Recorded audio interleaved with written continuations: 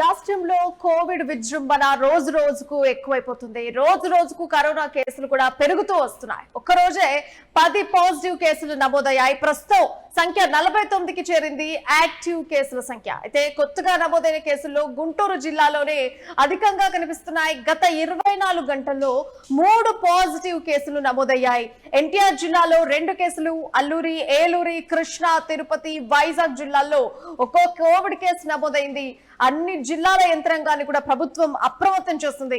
Active కేసులో ఎక్కువగా కూడా తూర్పు గోదావరి జిల్లా మొదటి స్థానంగా కనిపిస్తోంది. అత్యధిక కేసుల నేపథ్యంలో ఏపీలో లాక్డౌన్ విధిస్తారా ఏంటి అనేటువంటి ఒక క్వశ్చన్ కూడా ఇప్పుడు ప్రజల్లో వినిపిస్తున్నటువంటి మాట. సో మొత్తానికైతే రోజు రోజుకు కరోనా కేసులు పెరుగుతూనే వస్తున్నాయి.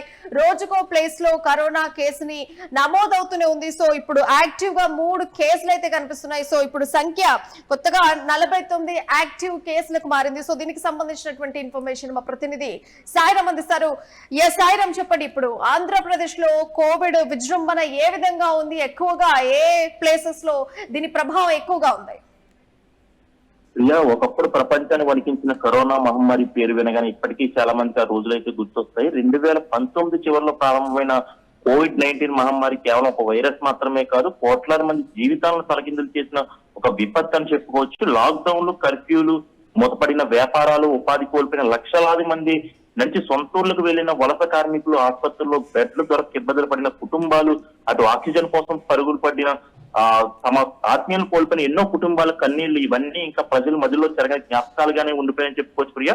అలాంటి పరిస్థితులు మళ్లీ వస్తున్నాయనే ఆందోళన మధ్య ఆంధ్రప్రదేశ్ మరోసారి కోవిడ్ కేసులు క్రమంగా పెరుగుతున్నాయి. దీంతో రాష్ట్ర ప్రభుత్వం అప్రమత్తమైంది. వైద్య ఆరోగ్య శాఖ ముందస్తు చర్యలు అయితే చేపడుతుంది. పశ్చిమ గోదావరి జిల్లాలోని తణుకు జిల్లా ఆసుపత్రిలో 15 బెడ్లతో ఐసోలేషన్ కేంద్రాలను అయితే ఏర్పాటు చేశారు. అలాగే భీమవరం, తాడేపల్లిగూడెం, అటు నర్సాపురం ఏరియా ఆసుపత్రుల్లో 10 బెడ్లతో ప్రత్యేక ఐసోలేషన్ వార్డులు అయితే సిద్ధం చేశారు. ప్రతి కేంద్రంలో కూడా ఆక్సిజన్ సౌకర్యంతో పాటు అవసరమైన వైద్య సిబ్బందిని కూడా అందుబాటులో ఉంచారని చెప్పేసి అధికారులు అయితే స్పష్టం చేశారు. జిల్లాలో ఇప్పటి వరకు కోవిడ్ కేసులు నమోదు కాలేదు కానీ జిల్లా వైద్య ఆరోగ్య శాఖ అధికారులు అయితే తెలిపారు. అయితే 3 రోజులకు పైగా దగ్గు, జ్వరం, జలుబు, గొంతు నొప్పి వంటి లక్షణాలు కొనసాగితే వెంటనే పరీక్ష చేయించుకోవాలని వైద్యులు అయితే సూచిస్తున్నారు. అయితే ప్రస్తుతం అవసరమైన చికిత్స, మందులు అందుబాటులో ఉన్నాయని, ప్రజలు భయపడాల్సిన అవసరం లేదని, కానీ నిర్లక్ష్యం మాత్రం చేయకూడదని అవకాశం ఏమైనా కనిపిస్తోందా ఇప్పుడు లాక్డౌన్ కి సంబంధించి?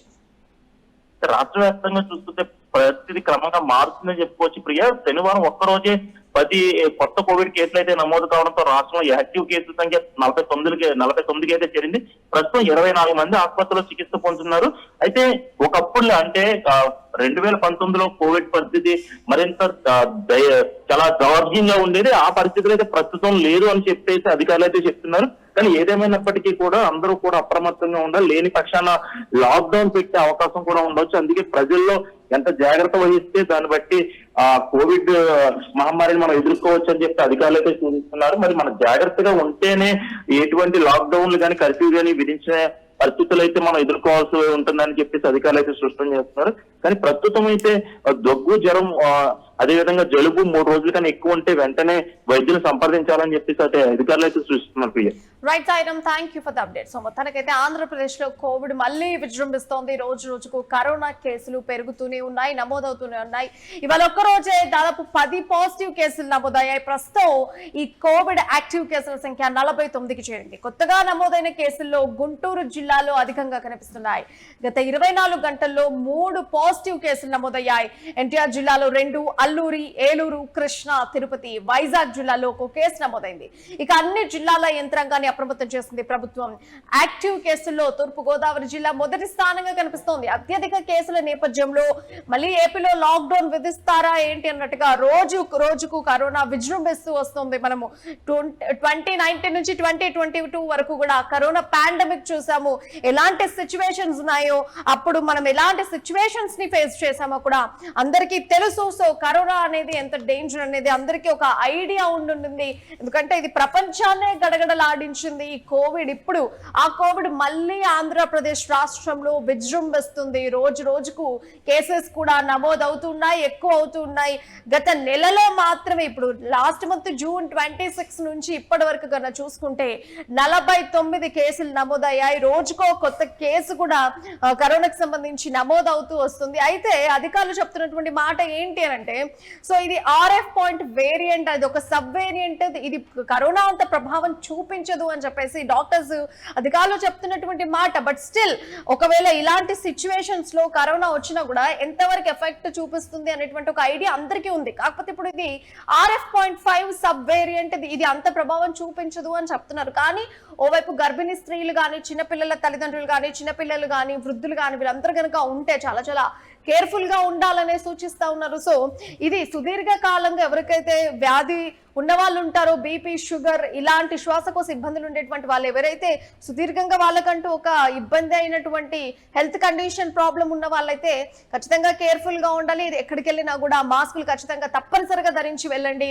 ఎందుకంటే కరోనా పాండమిక్ ని మనం అందరం కూడా చూసే వచ్చాము. కరోనా ప్రజలతో ఎలా ఆట ఆడుకుంది, ప్రపంచాన్ని ఎట్లా అట్టుడికించింది అనేటువంటి విషయం మన అందరికీ తెలుసు. కాబట్టి ఎంత కేర్ఫుల్ గా ఉంటే అంతే మంచిది. సో ఖచ్చితంగా మాస్క్ ధరించండి. ఎలాంటి హెల్త్ ప్రాబ్లమ్స్ ఉన్నా కూడా 2-3 రోజుల కంటే ఎక్కువగా ఉంటే డాక్టర్ని సంప్రదించడం అతి మంచిది.